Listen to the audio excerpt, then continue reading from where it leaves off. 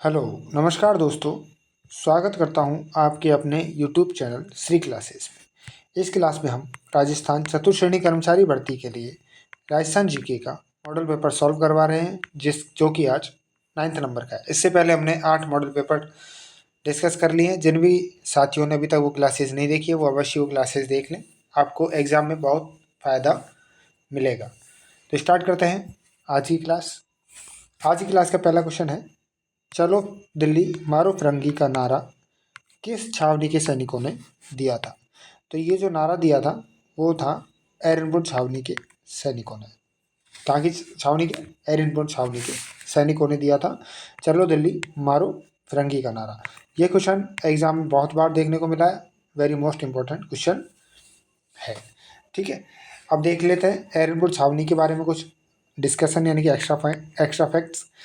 एरनपुर छावनी में जो विद्रोह हुआ था वो हुआ था 21 अगस्त 1857 को।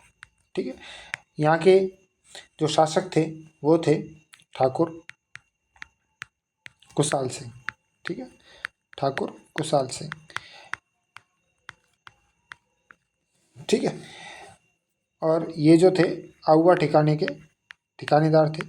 आउवा जो ठिकाना था वो एरनपुरा के अंदर ही आता था। ठीक है, एरनपुरा जो क्रांति है उसको आउवा की क्रांति भी कहा जाता है।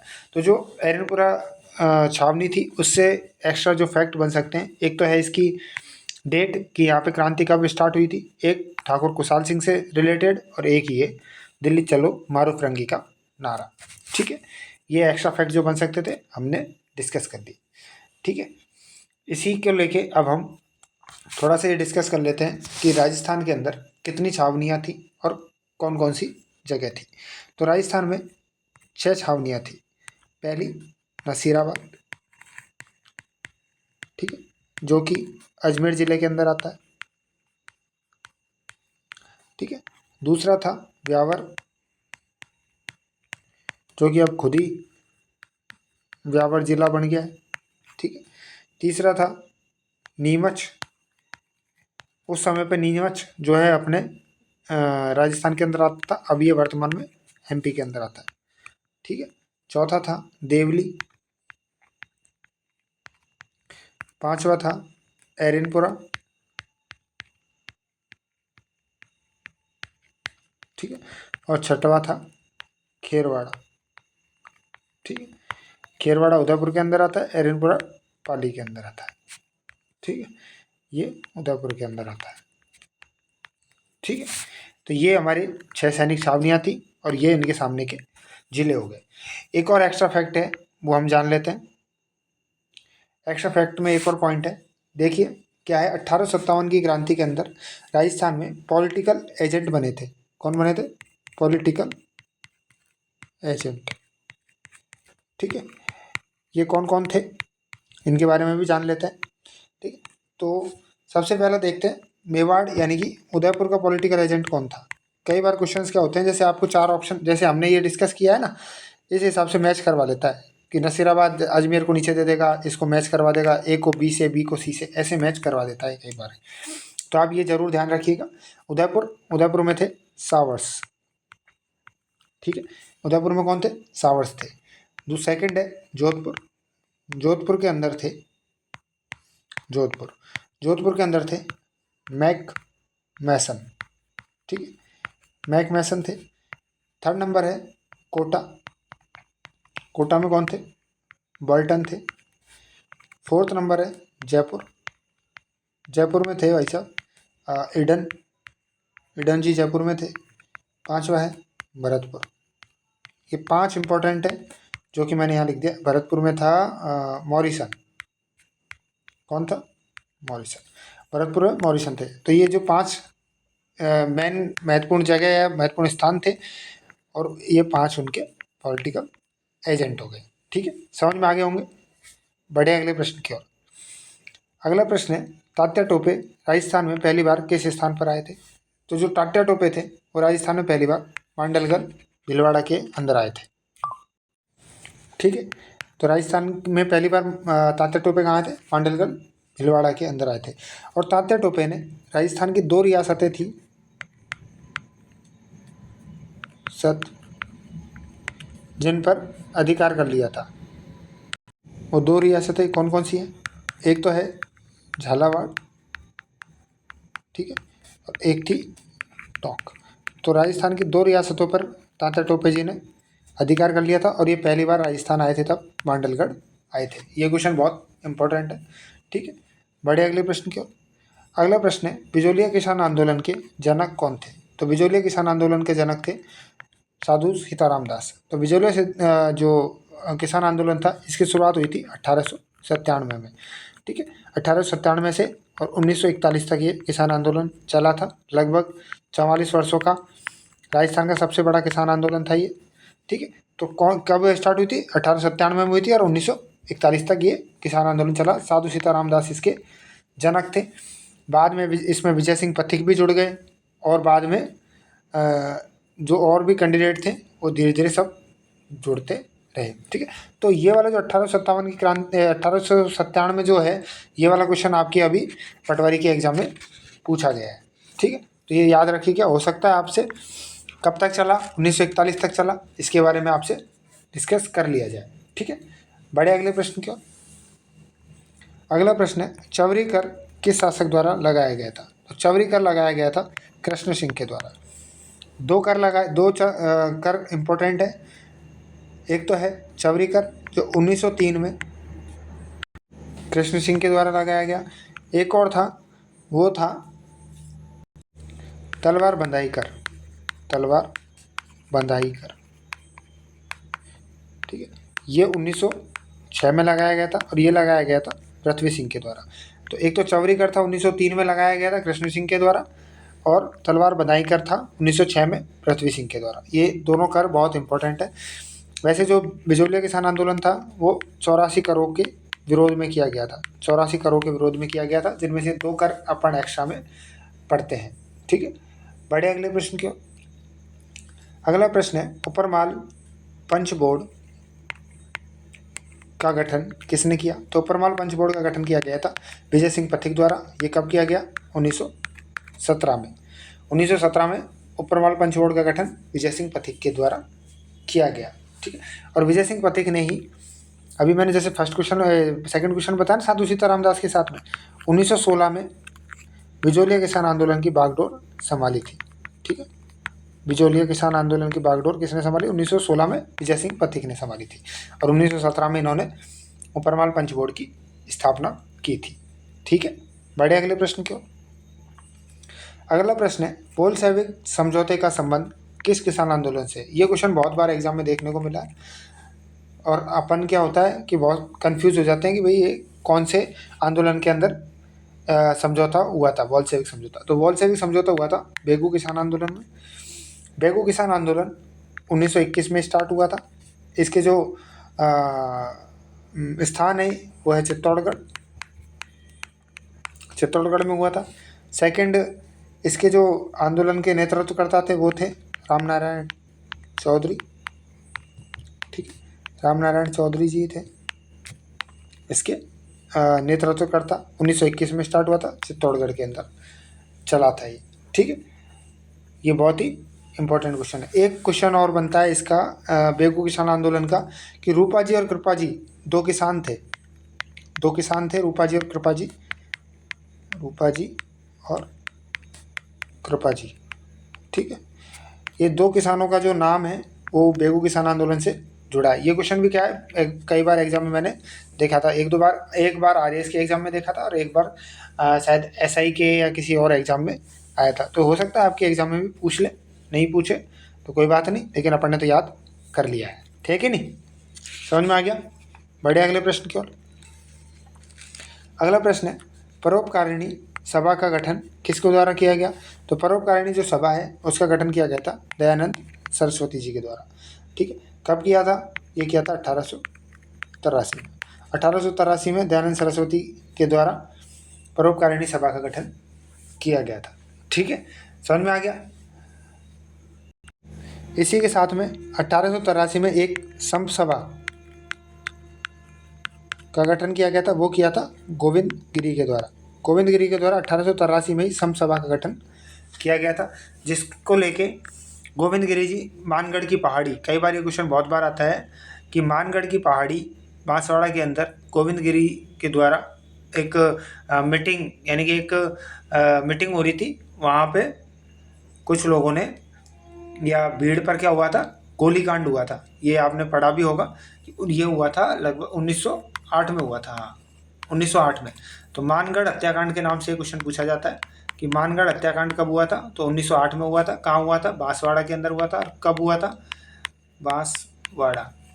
तो वहाँ पे गोविंदगिरी जी क्या कर रहे थे, मीटिंग कर रहे थे, तो वहाँ उस पर अनाधुंध गोलीबारी हुई। ठीक है, बढ़े अगले प्रश्न की ओर। अगला प्रश्न है, किस आंदोलन को भौमट आंदोलन भी कहा जाता है? तो भौमट आंदोलन कहा जाता है एक ही आंदोलन को, एक ही आंदोलन को क्या कहा जाता है, भौमट आंदोलन। भौमट क्यों कहा जाता है, क्योंकि ये जो क्षेत्र है, भौमट क्षेत्र के आसपास का ही क्षेत्र है। जैसे कि देखो, इसकी जो शुरुआत हुई थी वो हुई थी मातृकुंडिया। मातृकुंडिया कहाँ पे, चित्तौड़ के अंदर है। ठीक है, चित्तौड़। सेकंड ये हुआ था उदयपुर, मतलब इसके अंदर उदयपुर, डूंगरपुर, चित्तौड़, तो ये क्षेत्र आया था। और ये क्षेत्र क्या कहलाता है, भौमट क्षेत्र कहलाता है, इसलिए इसको भौमट आंदोलन भी कहा जाता है। समझ में आ गया होगा। बड़े अगले प्रश्न की ओर। अगला प्रश्न है, मेवाड़ प्रजामंडल की अध्यक्ष कौन थे? तो मेवाड़ प्रजामंडल के अध्यक्ष थे बलवंत सिंह मेहता। अध्यक्ष थे बलवंत सिंह मेहता, और इसकी स्थापना की थी माणिक्यलाल वर्मा ने। यानी कि संस्थापक कौन थे, माणिक्यलाल वर्मा थे। जल्दीबाजी माणिक्यलाल वर्मा मत करके आ जाना, इसके अध्यक्ष पूछे गए, तो अध्यक्ष क्या है, बलवंत सिंह मेहता है। और संस्थापक कौन थे, माणिक्यलाल वर्मा। इसी तरीके से जो जयपुर प्रजामंडल है, उसके संस्थापक तो थे अपने अर्जुनलाल सेठी। अर्जुनलाल सेठी संस्थापक थे, और कर्पूर चंद पाटनी जो क्या थे, अध्यक्ष थे। तो ये अध्यक्ष और संस्थापक का जरूर ध्यान रखिएगा। और मेवाड़ प्रजामंडल की स्थापना की गई थी 1938 में। यही बेसिक से क्वेश्चन है एक्स्ट्रा मेवाड़ प्रजामंडल से, जो आपके एग्जाम में देखने को मिल सकते हैं। ठीक है, बढ़े अगले प्रश्न की ओर। अगला प्रश्न है आपके, करौली प्रजामंडल की स्थापना कब हुई थी? तो करौली जो प्रजामंडल है, इसकी स्थापना की गई थी 1939 में। 1939 में करौली प्रजामंडल की स्थापना की गई, और इसके संस्थापक और इसके अध्यक्ष एक ही व्यक्ति थे, वो थे त्रिलोकचंद माथुर। कौन थे, त्रिलोकचंद माथुर। ठीक है, त्रिलोकचंद माथुर जी थे इसके अध्यक्ष और संस्थापक। किसके, करौली प्रजामंडल। कब हुई थी इसकी स्थापना, 1939 में हुई थी। आपको 3-4 प्रजामंडल हैं महत्वपूर्ण, जो मेरे को अभी अपन डिस्कस कर लेते हैं। उसमें हम उसकी सन देखेंगे कि भाई कब इसकी स्थापना की गई थी। तो पहला है शाहपुरा प्रजामंडल। प्रजामंडल नहीं लिख रहा हूँ, शाहपुरा। तो शाहपुरा की स्थापना हुई थी 1938 में। ठीक है, दूसरा है आपका अलवर। ये वो प्रजामंडल है जो कई बार एग्जाम में देखने को मिले हैं, 1938 में हुई थी। एक प्रजामंडल है झालावाड़, इसकी 1946 में हुई थी। ठीक है, एक प्रजामंडल है आपका बीकानेर। ठीक है, बीकानेर प्रजामंडल है, इसकी स्थापना अपने 1946 में 36 में हुई थी। बीकानेर प्रजामंडल कब हुई थी, 1936 में हुई थी। आगे पेज पे खाली, हाँ यहाँ खाली है। ठीक है, एक 5th नंबर का देख लीजिए आप, सिरोही प्रजामंडल, इसकी 1939 में हुई थी। ठीक है, और है आपका एक डूंगरपुर, देख लीजिए डूंगरपुर। ठीक है, डूंगरपुर की हो गई थी 1944 में, डूंगरपुर की स्थापना हुई थी। ठीक है, तो ये हमने लगभग 5-6 एक्स्ट्रा प्रजामंडल है जो इम्पोर्टेंट मुझे लगा, मैंने आपको यहाँ करा दिए। बाकी और भी है, अगले क्वेश्चन कभी आएगा प्रजामंडल का, तो हम उसमें डिस्कस कर लेंगे उन क्वेश्चंस को। ठीक है, बढ़े अगले प्रश्न की ओर। मत्स्य संघ का नामकरण किसने सुझाया?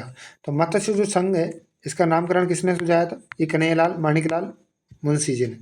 कन्हैयालाल माणिकलाल मुंशी जी ने मत्स्य संघ का नामकरण सुझाया था। देखिए भाई, राजस्थान का एकीकरण, राजस्थान का एकीकरण 7 चरणों में पूरा हुआ था। ठीक है, पहला जो चरण था उसमें मत्स्य संघ की स्थापना की गई थी। ठीक है, कब हुई थी ये? ये हुई थी 18 मार्च 1948 को। और इसके अंदर कितने अपने ज़िले हैं वो आए थे, तो 4 ज़िले थे, भरतपुर, करौली, धौलपुर और अलवर।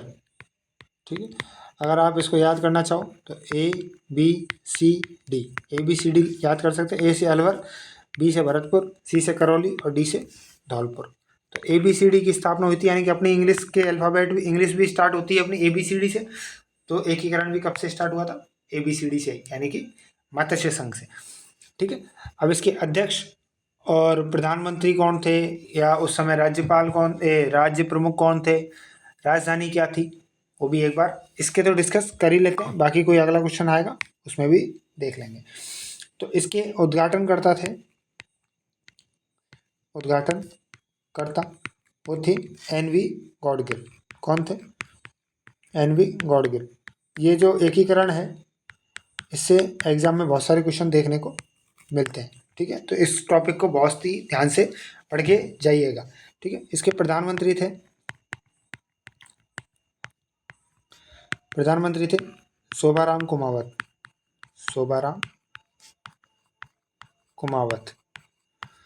ठीक है, और इस समय जो राज प्रमुख थे, तो राज प्रमुख थे, कई बार ये क्वेश्चन देखा जाता है कि राज प्रमुख कौन थे उस समय, या कोई भी डेट दे दी जाती है। जैसे अभी पटवारी के एग्जाम में क्या पूछा गया था कि शायद उच्च न्यायालय का स्थापना हुई थी, उस समय राजस्थान के जो राज्य प्रमुख थे वो कौन थे, तो मानसिंह है।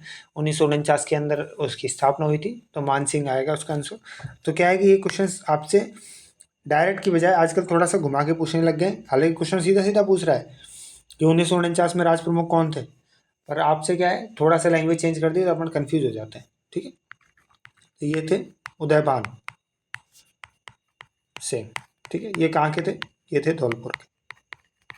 ठीक है, तो ये आपके एक्स्ट्रा पॉइंट्स हो गए। ये आपका मत्स्य संघ लगभग कंप्लीट हो गया।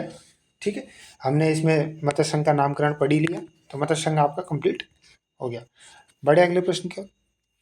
अगला प्रश्न है, राजस्थान केसरी समाचार पत्र किसने प्रकाशित किया था? तो जो राजस्थान केसरी समाचार पत्र था वो भूप सिंह।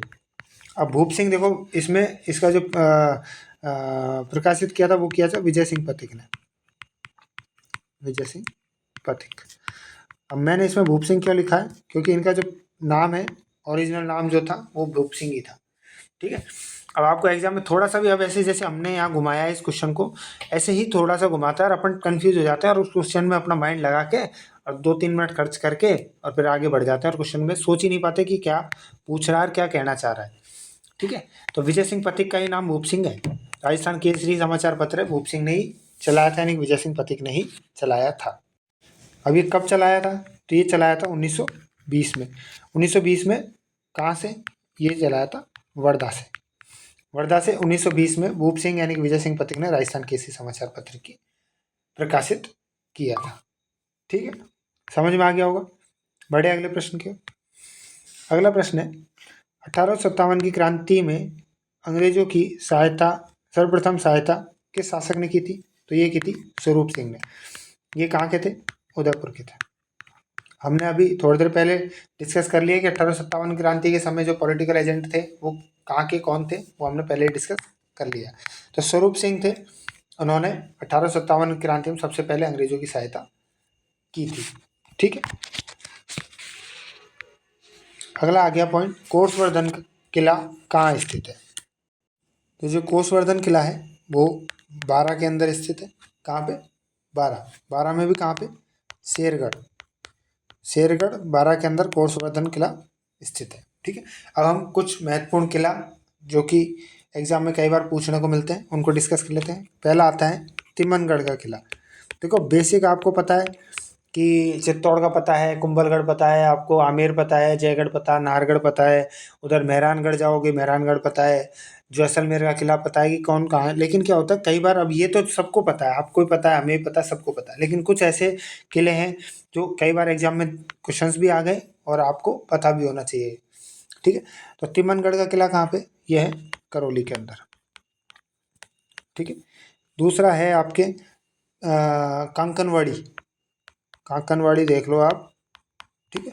कांकनवाड़ी का किला कहाँ पे, अलवर के अंदर है। ये कांकनवाड़ी का किला इसलिए फेमस है क्योंकि इसमें दारा सिकों को कैद करके रखा गया था, शायद दारा सिकों को रखा गया था, हाँ। उसका औरंगजेब के और दारा सिकों की युद्ध हो रहा था, तो दारा सिकों को यहाँ पे कैद करके रखा गया था कांकनवाड़ी किले के अंदर, इसलिए ये फेमस है, ठीक है। याद रखिएगा।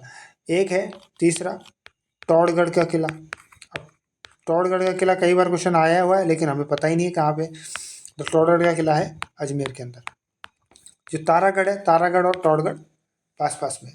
एक है बाला किला, बहुत बार एग्जाम में क्वेश्चन देखने को मिला है। बाला किला कहाँ है, अलवर के अंदर है, ठीक। अब बाला किला क्यों कहा जाता है इसको, क्योंकि इस पे ये जो किला है उसके आसपास में बहुत सारे बड़े बड़े किला हैं, जो कभी इसके ऊपर अधिकार किसी का नहीं हुआ। और ये मतलब एक बालक बच्चा होता है ना, उसके तरीके से ये, यानी कि एक छोटा सा एक किला है अलवर के अंदर, ठीक है। तो ये 4-5 किले हमने डिस्कस कर लिए। और देखें तो और आप किले देखेंगे आप तो लोहागढ़ का किला देख लीजिए। लोहागढ़ का किला ये मुझे याद आ गया, ठीक है। लोहागढ़ का किला है आपके झुंझुनू के अंदर, ठीक है। लोहागढ़ का किला आपके झुंझुनू हो गया, 5वां किला कंप्लीट हो गया। इसके साथ ही आप देख लीजिए कन्नौज का किला। हालांकि ये चित्तौड़गढ़ के अंदर एक किला है, वो क्या है, कन्नौज, ठीक है। 7वां देखेंगे आप चौमुहागढ़।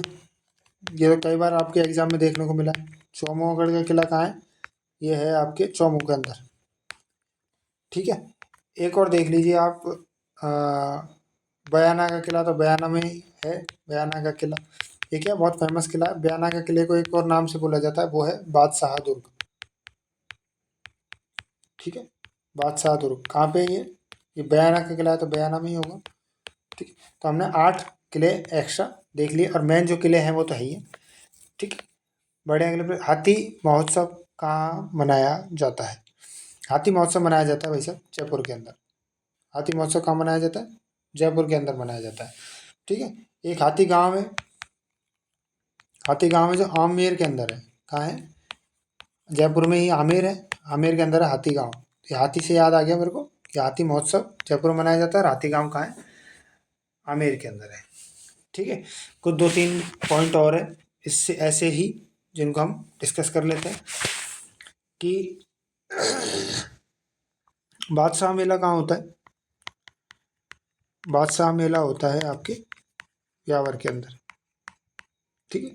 ब्यावर के अंदर होता है बादशाह मेला। बादशाह की होली कहाँ है, बादशाह होली। ये बादशाह की क्या है, मेरे को एकदम से अभी याद आ गया। बादशाह होली कहाँ है, ये है आपकी नाथ द्वारा की, नाथ द्वारा बादशाह, ठीक है। मेला लिख देता हूँ यहाँ पे, और ये होली लिख देता हूँ, ठीक है। एक और है बादशाह की सवारी कहाँ की है, फेमस है। तो बादशाह सवारी है जो कोटा की, कहाँ की, कोटा की। तो बादशाह से रिलेटेड अपने क्वेश्चन जितने बनते हैं वो हमने यहाँ पे डिस्कस कर लिए, ठीक है। बढ़े अगले प्रश्न की ओर। अगला प्रश्न है आपका रामपुरी हवेली कहाँ स्थित है। तो रामपुरी हवेली है जो बीकानेर के अंदर है। बीकानेर की हवेली को रामपुरी हवेली कहा जाता है। और जैसलमेर की जो हवेली है उनमें एक फेमस है सालिम सिंह की हवेली, सिंह की हवेली, ठीक है। सालिम सिंह की हवेली कहाँ है, जैसलमेर के अंदर है। और रामपुरी हवेली कहाँ है, ये है आपके बीकानेर के अंदर। अब हवेलियों से रिलेटेड क्वेश्चन है, तो हम 1-2-3 क्वेश्चन एक्स्ट्रा और देख लेते हैं। एक तो है सोनी जी की नसिया, ये भी हवेली है, सोनी जी की नसिया। ये क्वेश्चन बहुत बार एग्जाम में देखने को मिला है। ये कहाँ पे, ये अजमेर के अंदर है। कहाँ है, अजमेर के अंदर है। सोनी जी की नसिया कहाँ है, अजमेर के अंदर है। एक है आपके सुनहरी कोठी, ये बहुत बार आया हुआ है ये भी क्वेश्चन, यानी कि रिपीटेड क्वेश्चन है, उनको ही हम बार बार डिस्कस करते हैं। और आगे कोई भी क्वेश्चन एग्जाम होगी, या सॉरी कोई भी क्वेश्चन होगा, उनमें अगर ये क्वेश्चन रिपीट हो रहा होगा तो अपन वापस से रिपीट करके इनको याद करने की पूरी कोशिश क्लास के अंदर ही करेंगे, ठीक है। क्लास के अंदर ही इसको याद करने की कोशिश किया करेंगे। तो सुनहरी कोठी कहाँ है, टॉप के अंदर। सोनी जी की नसिया कहाँ है, ये अजमेर के अंदर है। सालिम सिंह की हवेली जैसलमेर, और रामपुरी हवेली कहाँ है, बीकानेर। तो हमारे लगभग 4 क्वेश्चन कंप्लीट हो गए। बढ़े अगले प्रश्न की ओर। अगला प्रश्न है, कालका माता का मंदिर कहाँ स्थित है? तो कालका माता का मंदिर है चित्तौड़गढ़। चित्तौड़गढ़ दुर्ग पे जब ऊपर ऊपर जाते हैं हम, आप गए हो तो ठीक है, नहीं गए तो मैं बता दूं, चित्तौड़गढ़ दुर्ग में हम जब ऊपर जाते हैं तो सबसे पहले जो मंदिर आता है वो कालका माता का मंदिर ही है। ठीक है, तो कहाँ पे स्थित है? चित्तौड़गढ़ के अंदर। दूध बावड़ी कहाँ स्थित है? तो दूध बावड़ी है सिरोही माउंट आबू के अंदर। ठीक है, सिरोही माउंट आबू के अंदर है दूध बावड़ी। और दूध तलाई उदयपुर के अंदर है। दूध तलाई एक दिन और बताया था मैंने आपको, ये पिछोला झील पढ़ा रहा था मैं, तो पिछोला झील और दूध तलाई क्या है, बिल्कुल टच में ही है, बिल्कुल बगल बगल में, पास पास में है। तो ये कहाँ है? उदयपुर में है दूध तलाई तो। और दूध बावड़ी कहाँ है? सिरोही के अंदर है। ठीक है, बाजना गणेश जी का मंदिर कहाँ स्थित है? अब ये गणेश जी के कुछ राजस्थान के अंदर 5 मंदिर, 4-5 मंदिर है, वो फेमस है, हम वो अभी डिस्कस कर लेते हैं। ठीक है, कि बाजना गणेश जी का मंदिर कहाँ है? तो बाजना गणेश जी का मंदिर अपने सिरोही माउंट आबू के अंदर बाजना गणेश जी का मंदिर स्थित है। ठीक है, बाजना गणेश जी का है सिरोही के अंदर है। अलवर में जो गणेश जी हैं वो है नृत्य गणेश जी, नृत्य करते हुए इनकी प्रतिमा है, यानी कि नाचते हुए की प्रतिमा है, वो कहाँ है? अलवर के अंदर है।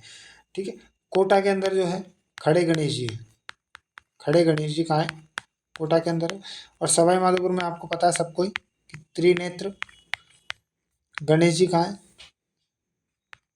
वो है सवाई माधोपुर के अंदर है। ठीक है, और गढ़ गणेश तो आपको पता होगा, गढ़ गणेश ये अपने जयपुर के अंदर है, जयपुर में नाहरगढ़ के पास में। ठीक है, और मोती डूंगरी भी पता होगा आपको, ये भी कहाँ है? जयपुर में है। ठीक, तो ये गणेश जी के बड़े बड़े कुछ फेमस मंदिर हैं, वो हमने डिस्कस कर लिए कि बाजना गणेश जी कहाँ है? सिरोही के अंदर है। खड़े गणेश जी कहाँ है? कोटा के अंदर है। त्रिनेत्र गणेश जी कहाँ है? सवाई माधोपुर रणथंभौर के अंदर है। अलवर में जो गणेश मंदिर है वो नृत्य करते हुए गणेश जी है। गढ़ गणेश जी कहाँ है? जयपुर के अंदर है। और मोती डूंगरी कहाँ है? वो भी जयपुर के अंदर है। ठीक है, छात्रविलास है। छात्रविलास बाग कहाँ स्थित है?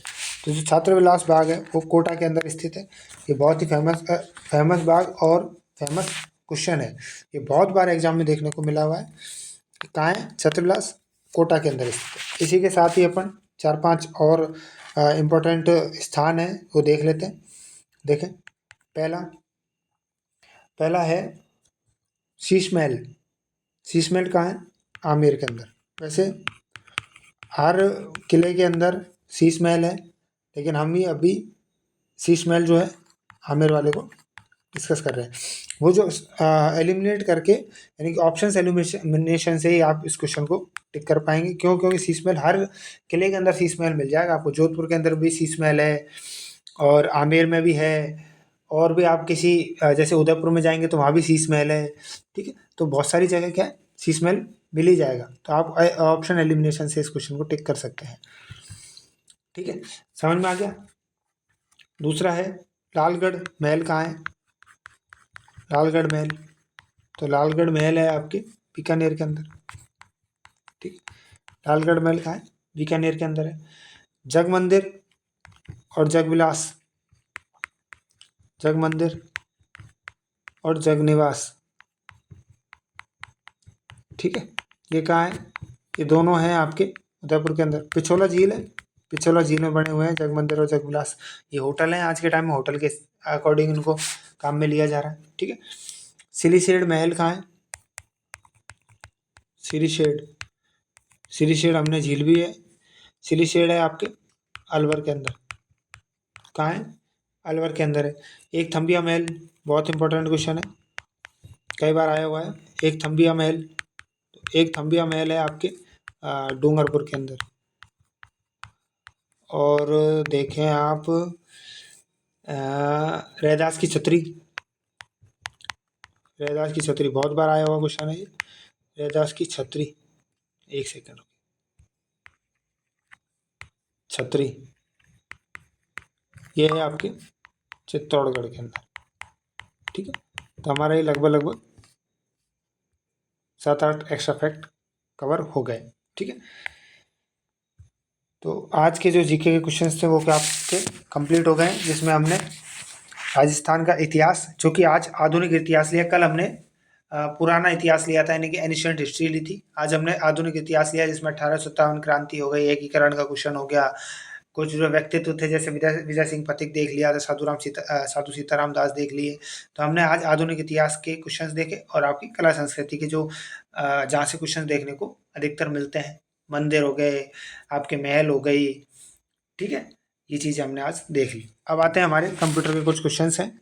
5 क्वेश्चन आएंगे आपके, लगभग शायद 5 क्वेश्चन ही इसमें कंप्यूटर के हैं, ठीक है। तो डिस्कस करते हैं। सीपीयू का मुख्य घटक क्या है? सीपीयू का मुख्य घटक है कंट्रोल यूनिट, मेमोरी और एएलयू, उपरोक्त सभी। तो सभी क्या है? सीपीयू के मुख्य घटक है। एएलयू का फुल फॉर्म होता है अर्थमेटिक लॉजिकल यूनिट, ठीक है। अर्थमेटिक लॉजिकल यूनिट, एएलयू का फुल फॉर्म क्या है? अर्थमेटिक लॉजिकल यूनिट, ठीक है। सीपीयू का मुख्य घटक तीनों है, कंट्रोल यूनिट भी है, मेमोरी भी है और एएलयू भी है, ठीक है। बढ़िया, अगले प्रश्न क्या? अगला प्रश्न है आपका, माइक्रो प्रोसेसर किस पीढ़ी का कंप्यूटर है? तो माइक्रो प्रोसेसर जो है 4th पीढ़ी का कंप्यूटर है। हमने ये पहले भी डिस्कस किया है कि जो प्रथम पीढ़ी थी, इसमें आए थे वैक्यूम ट्यूब आए थे, ठीक है। सेकंड पीढ़ी के जो कंप्यूटर थे, इसमें आए थे ट्रांजिस्टर, ठीक है। थर्ड पीढ़ी के थे, इसमें आई थी आईसी चिप, यानी कि इंटीग्रेटेड चिप। और 4th पीढ़ी कंप्यूटर है, जिसमें क्या आ गया? माइक्रो प्रोसेसर का यूज करने लग गए, ठीक है। अगला प्रश्न है, स्टोरेज माध्यम की क्षमता क्या है? तो स्टोरेज माध्यम की क्षमता है बाइट, ठीक है। बढ़े अगले प्रश्न के, जटिल वैज्ञानिक घटनाओं के लिए प्रयोग किया जाता है। तो वैज्ञानिक घटनाओं के लिए कौन सा यूज किया जाता है? फोर्ट्रॉन। और जो कॉमर्शियल है, यानी कि वाणिज्यिक है, उनके लिए हम यूज करते हैं कोबोल, ठीक है। एक्सेल वर्कबुक संग्रह है। एक्सेल वर्कबुक संग्रह जो है वो है वर्कशीट। क्या है? वर्कशीट। एक्सेल की जो शीट होती है उसको हम वर्कशीट बोलते हैं, ठीक है। ऐसी बनी हुई होती है, इसको हम वर्कशीट बोलते हैं, ठीक है। इसके जो एक खाने बने होते हैं, इनको हम सेल बोलते हैं, ठीक है। तो आज की क्लास हमारी यहीं कंप्लीट होती है। आज हमने संविधान के क्वेश्चंस नहीं देखे। अगली कल वाली क्लास में हम राजस्थान संविधान के क्वेश्चंस लेके आएंगे। जैसे अब हमने कल क्या किया था कि संविधान के महत्वपूर्ण संविधान संशोधन डिस्कस कर लिए, तो कल मैं राजस्थान संविधान के या संविधान का कोई बहुत अच्छा टॉपिक जो आपके क्वेश्चन एग्जाम में देखने को मिलते हैं वो लेके आऊँगा। और एक दिन, या हो सकता है कल संडे है तो मैं कोशिश करूँगा कि कोई ना कोई एक टॉपिक पे मैराथन ले आऊँ, जिससे आपका एक पूरी सब्जेक्ट कंप्लीट हो जाए, ठीक है। जैसे हम कंप्यूटर के क्वेश्चंस नहीं देख पा रहे हैं, आज वाले क्लास में कंप्यूटर के क्वेश्चंस देखें, तो क्या है, मैं सोच रहा हूँ कि कंप्यूटर के हो गए, जैसे संविधान के क्वेश्चंस हो गए, इनके लिए क्या एक ही मैराथन ले आऊँ, जिससे क्या लगभग आपका पूरा जो टॉपिक है मेरे हिसाब से कंप्लीट हो जाए। क्योंकि हम क्या करते हैं, क्या क्वेश्चंस एक एक क्वेश्चन ला नहीं पाते हैं या नहीं हो पाते हैं, तो फिर कोई टॉपिक रह ना जाए, ठीक है ना। तो इसी के साथ में आज हम हमारी क्लास को यहीं पे कंप्लीट करते हैं, फिर कल मिलेंगे। एक महत्वपूर्ण सूचना आपको, सूचना क्या है कि आप अपने जो भी साथी तैयारी कर रहे हैं उनके साथ में चैनल को शेयर ज़रूर करिएगा, क्लासेस शेयर कीजिए, जिससे क्या उनको भी इन क्लासेस का फ़ायदा मिले। क्योंकि अभी आप देख लो, आपके सामने हमने हमारे शायद 30 क्वेश्चन हुए होंगे, 25-30 क्वेश्चन किए हैं, जिनमें एक्स्ट्रा क्वेश्चन हमने कितने सारे कर लिए। तो हम एक क्वेश्चन में अगर 5-6 क्वेश्चन भी एक्स्ट्रा कर लेते हैं, तो हमारे 150-200 क्वेश्चन हो रहे हैं कि नहीं हो रहे। और ये आधा घंटे में आप जब 150 क्वेश्चन रेडी कर रहे हो, तो आपने अगर 10 पेपर भी दे लिए तो आपके 1500 क्वेश्चन रेडी हो गए। 1500 में से आप सोचो कि आपके एग्जाम में कितने क्वेश्चन आपको देखने को मिल सकते हैं और मिलेंगे, ठीक है।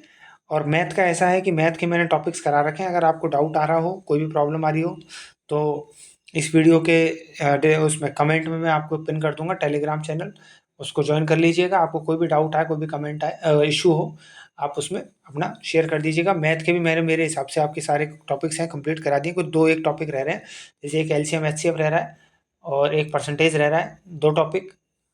हाँ, मेनली 2 टॉपिक आपके रह रहे हैं। बाकी जैसे प्रॉफिट लॉस है, परसेंटेज है, परसेंटेज नहीं, पार्टनरशिप रह रहा है शायद आपका एक, हाँ, एक पार्टनरशिप रह रहा है और एक आपका एलसीएम एचसीएफ रह रहा है, ठीक है। तो परसेंटेज हो गया, प्रॉफिट लॉस हो गया, टाइम एंड वर्क, मतलब जहाँ से क्वेश्चंस आपके मैक्सिमम देखने को मिलते हैं, मैंने वो सारे टॉपिक्स आपके कंप्लीट करा दिए हैं और बहुत ही बेसिक लेवल से आपके क्वेश्चंस कराए हैं, ठीक है। तो एक बार आप वो क्लासेस जाके ज़रूर देखिएगा, क्योंकि आपको बहुत ज़्यादा फायदा मिलने वाला है उन क्लासेस से, ठीक है। चलो फिर मिलते हैं अगली क्लास में। Thanks for watching. जय हिंद, जय भारत।